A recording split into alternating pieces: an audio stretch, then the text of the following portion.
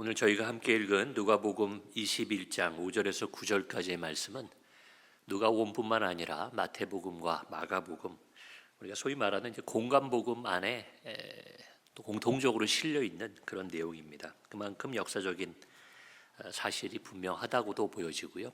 그만큼 중요한 일이었기에 마가가 아마 처음 기록했을 거고 마태와 누가도 이 사실을 기록을 했습니다. 거의 똑같은 내용이긴 한데 하나 차이가 있다면 마태복음 24장과 마가복음 13장에 이 내용이 실릴 때에는 우리가 가진 성경으로 보면 그 앞부분과 이어지는 부분이 좀 분리가 되어 있습니다. 그런데 이 누가복음에만 우리가 저희 5절부터 9절까지 읽었는데 6절과 그 이후의 내용들이 하나의 내용처럼 쭉 연결돼서 기록되어 있습니다. 아마 여러분들 성경 보시면 그렇게 되어 있을 겁니다. 그것이 뭐 편의에 의해서 그렇게 나누었든 어찌 되었건 간에 우리가 읽어 나가다가 그렇게 나뉘게 되면 앞부분과 뒷부분을 좀 다른 주제로 보기가 쉬운데 웬일인지 누가복음은 마태, 마가와 달리 그 부분을 연결해서 기록했다는 것이 좀 다른 점입니다. 저는 그 내용이 연결돼야 된다고 보기 때문에 또 오늘 말씀의 주제를 좀 연결해서 준비했기 때문에 그 세 책 중에 오늘 누가복음을 본문으로 선택해서 말씀을 나누게 됐습니다. 연결해서 이 5절부터 9절까지의 내용을 좀 정리하자면 이런 내용이 될 거예요. 그 아름답고 웅장했던 그 예루살렘 성전을 놓고 사람들이 예수님께 그 성전에 관한 이야기를 드렸을 때 예수님은 그 눈에 보이는 그 성전은 결국 무너지게 될 것이고 그리고 보이지 않는 세계들 앞으로 아주 혼란스럽고 거짓 지도자들이 득세하는 그런 때가 다가올 것이다. 그것을 예측하고 바라봐야 한다.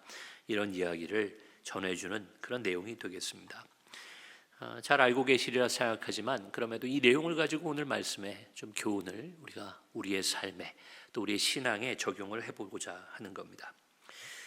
여기 그 아름다운 성전, 그 성전의 그 돌과 헌물로 꾸민 것 5절에 보면 그렇게 돼 있어요. 그 성전을 가리켜서 예수님에게 말했다는 거예요. 그런데 그건 뭘 상징하는가? 저는 이렇게 생각해 보고 싶습니다.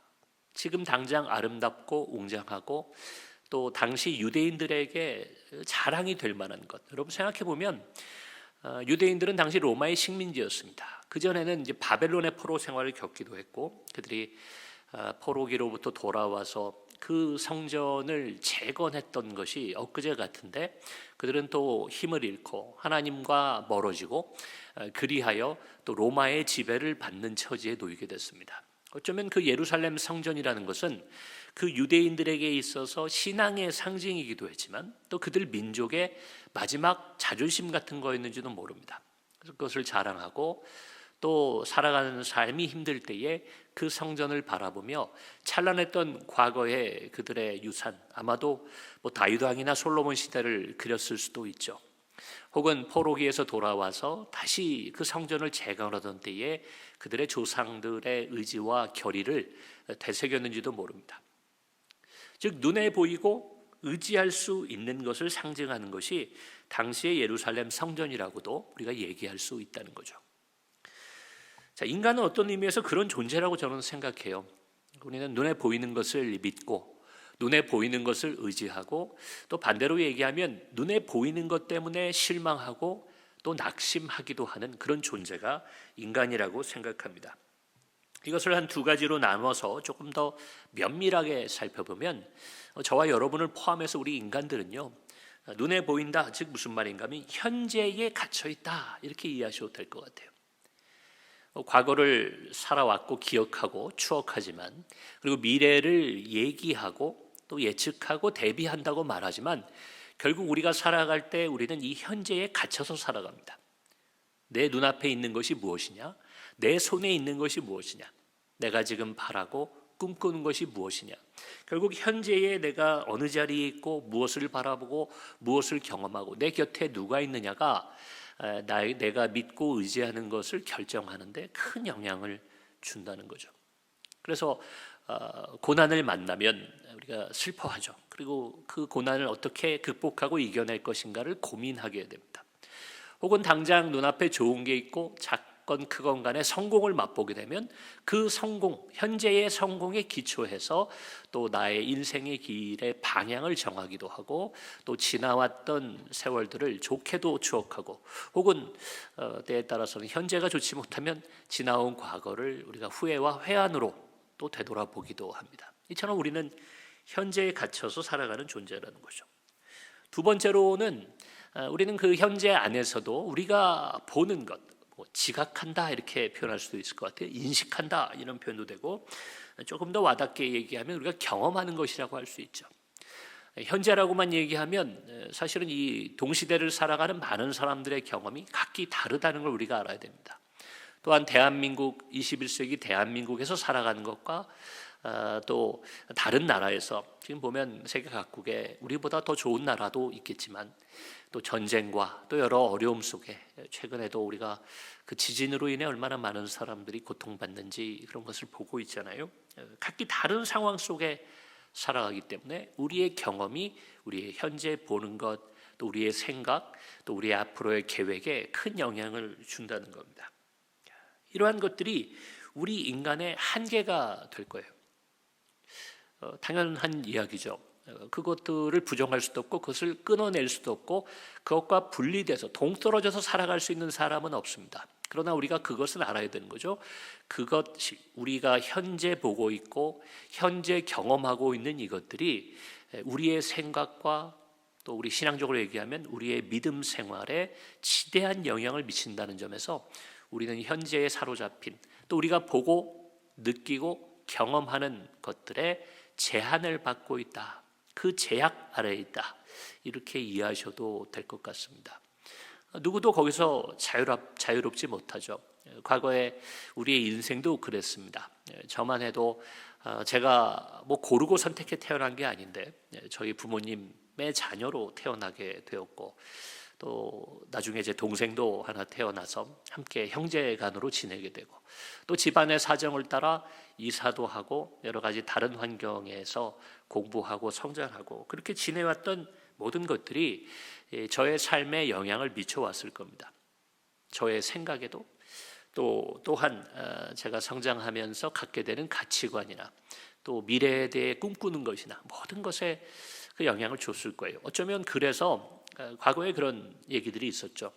우리 부모님들이 자녀를 요즘이야 뭐 전 세계로 우리가 자유롭게 다닐 수 있는 그런 시대가 됐지만 우리 부모님들이 뭐 시골에서 비록 지방에서 살고 계시더라도 자녀들이 어느 정도 성장하면 큰 도시나 뭐 서울, 우리나라로 치면 서울에 해당하겠죠. 넓은 세상에 가서 많은 것을 보고 경험하기를 원했습니다.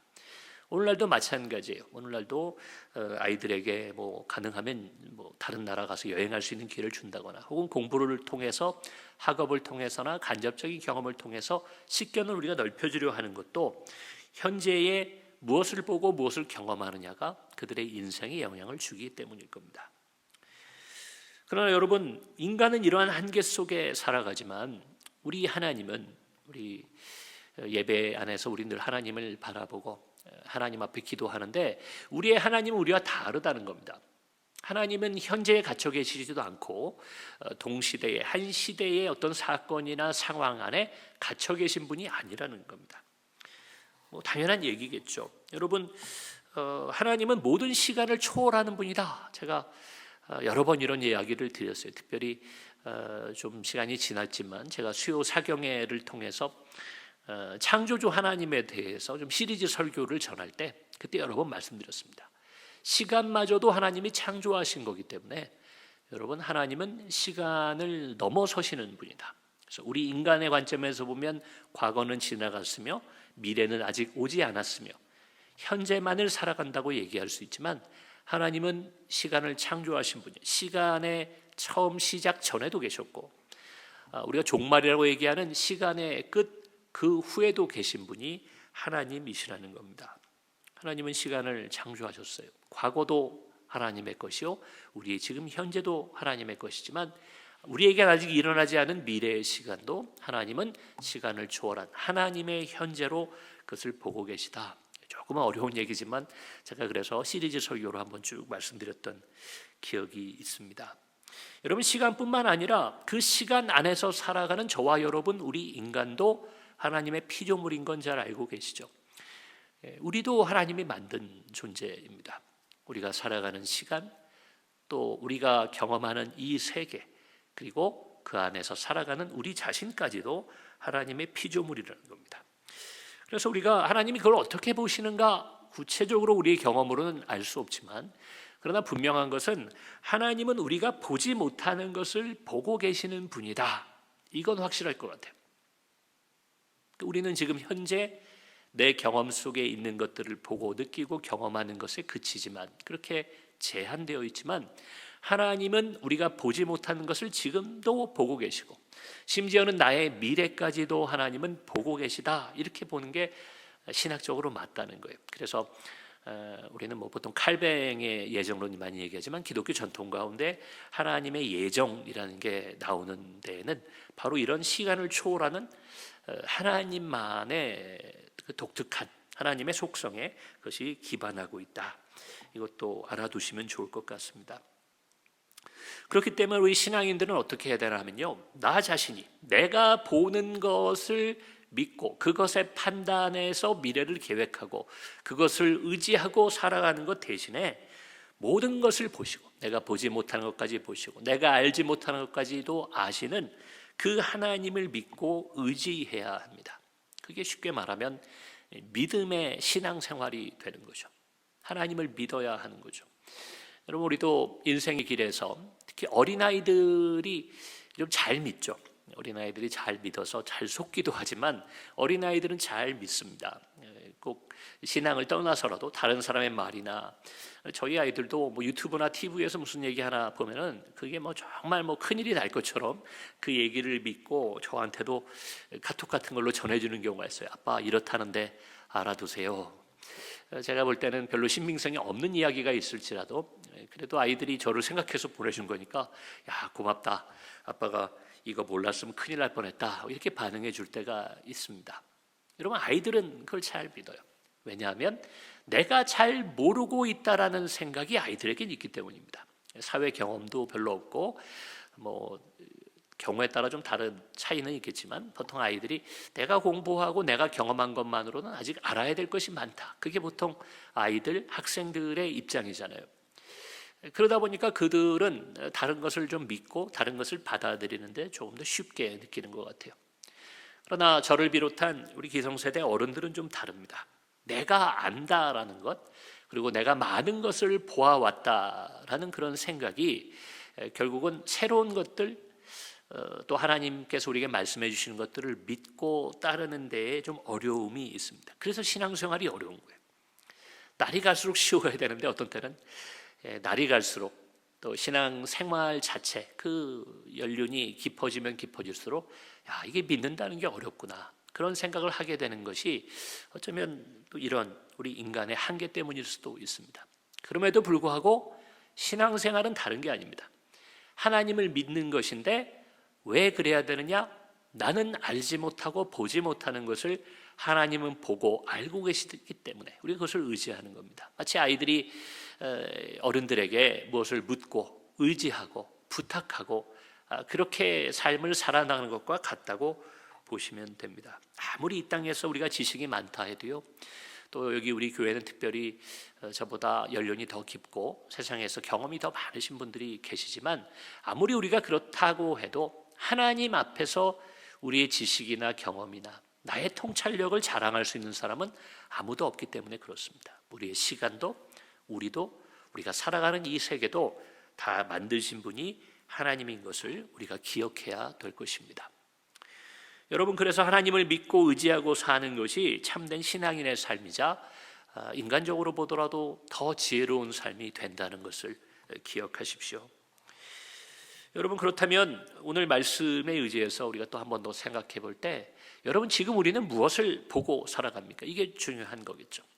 눈에 보이는 것이 있고 보이지 않는 하나님의 말씀과 뜻이 있을 터인데, 우리는 무엇을 바라보고 무엇에 기준을 두고 오늘 하루를 또 남은 인생길을 살아가게 되느냐는 것입니다. 지금 우리가 무엇을 보고 있는가와 관련해서 또 중요한 두 가지 면을 다 생각해 봐야 될 것 같은 이 중요한 내용이 있습니다. 첫 번째는요, 내가 현재 바라보고 있는 것, 즉 내가 소유하고 추구하고 또 경험하고 있다 생각되는 그 모든 것들을 너무 믿고 의지해서는 안 된다는 거 앞서 말씀드렸지만 그것을 반드시 기억해야 됩니다. 다 버릴 수는 없죠. 내가 가지고 있는 거, 이 땅을 사는 동안에 내가 보고 내가 일하고 또 내가 추구하는 것들의 가치를 두고 그 일들에 최선을 다하는 것은 필요할 것입니다. 그러나 그것들을 내가 경영하고 누리고 나누고 마음껏 사용하되, 그러나 그것을 믿고 의지하는 삶은 잘못된다는 겁니다. 마치 오늘 본문에 그 아름다운 성전을 자랑했던 그 유대인들 그 모습처럼 우리가 그런 것들을 자랑하고 의지해서는 안 된다는 거죠. 그것들은 때가 되면 6절에 우리 주님 말씀하셨죠. 제가 한번 읽어드리겠습니다. 너희 보는 이것들이 날이 이르면 돌 하나도 돌 위에 남지 않고 다 무너뜨려지리라. 그들이 바라보는 그 성전, 아름답고 그들의 역사와 그들의 민족의 자긍심을 담고 있는 그 성전이 뭐라고요? 돌 위에 돌 하나도 남기지 않고 무너져 내릴 것이다. 여러분, 성전은 그 당시의 건축술 같은 걸 생각해 보면 가장 그 당시 유대인들이 역사적으로 자랑도 하지만 하루아침에 만들고 그렇게 무너지기 어렵다고 생각했을 겁니다. 그런데 그것조차도 무너진다는 거죠. 오늘날 저와 여러분이 의지하고 바라보고 꿈꾸고 하는 저것만 있으면, 이것만 되면 내 인생에 아무 근심이 없겠다 하는 것조차도 어쩌면 돌 위에 돌 하나도 남지 않게 금방 무너져 내려버리는 허무한 것일 수도 있다는 것입니다. 그것을 의지해서는 안 됩니다. 하나님만을 바라보고 우리 주님만을 의지하는 삶을 살아가시기를 부탁드립니다. 여러분, 또한 반대로 내 눈에 좋은 것이 반대로 이제 보이지 않는다고 해서, 지금 아까 본문에서는 그 성전을 바라봤죠. 만약 그 성전이 다 무너졌어요. 아무것도 없어요. 혹시 그런 분이 계시면 우리 하나님의 위로를 구합니다. 여러분, 보이는 게 없어요. 의지할 게 없어요. 손에 잡히는 게 없는 그런 인생의 순간이 찾아올 수 있습니다. 여러분, 그러한 때라도 우리가 힘들죠. 힘들고 낙심되고 어렵죠. 그것을 부정하는 것은 아니지만, 그러나 우리의 영혼이 낙심한다거나 또 영원한 절망에 빠질 필요는 없다는 것을 오늘 말씀이 교훈으로 주고 있습니다. 우리가 그토록 추구하고 의지하고 중요하다고 생각했는지도 모르지만 그것은 결국 때가 되면 무너져버리고 사라져버리는 것들이기 때문에 설령 그것이 나에게 주어지지 않고 현재 내가 그런 것을 꿈꿀 수 없는 상황처럼 내 처지가 느껴진다고 해서 너무 절망하거나 낙심할 필요가 없다는 것을 오늘 본문에서 우리가 교훈으로 얻을 수 있습니다. 그럴 때면 아까 제가 말씀드렸잖아요. 눈에 보이는 게 있을 때도 그걸 너무 의지하면 안 되고 그것을 넘어서 보이지 않는 하나님을 의지해야 된다고 말씀드렸던 것처럼, 하물며 내 눈에 보이는 게 없다, 내가 의지할 것이 세상에 없어 보인다, 그러면 더욱더 하나님을 의지하셔야죠. 더욱더 우리 주님의 얼굴을 구하셔야죠.